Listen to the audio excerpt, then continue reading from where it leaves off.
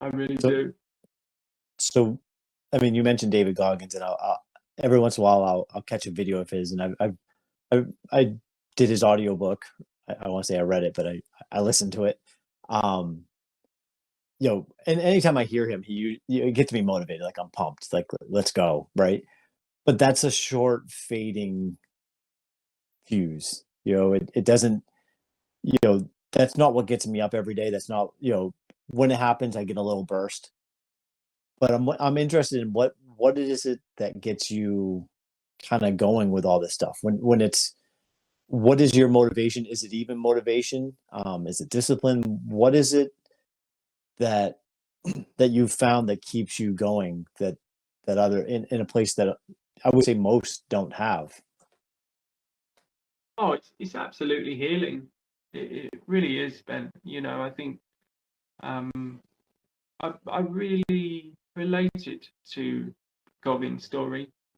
For those that haven't read either of his two books, I would really recommend.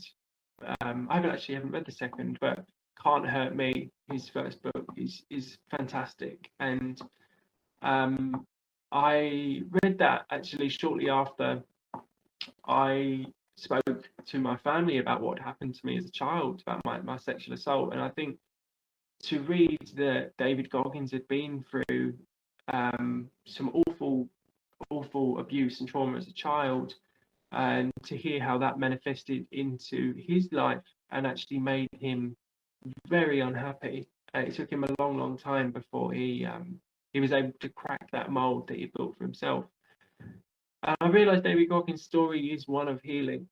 I think that he's still healing, and I think that is a vulnerability that perhaps isn't shown so much in his videos. You probably see his viral videos on Instagram, like insane supersets he does in the gym, or like his amazing endurance running feats. But I really think that running can be a healing mechanism. I think it has been for me.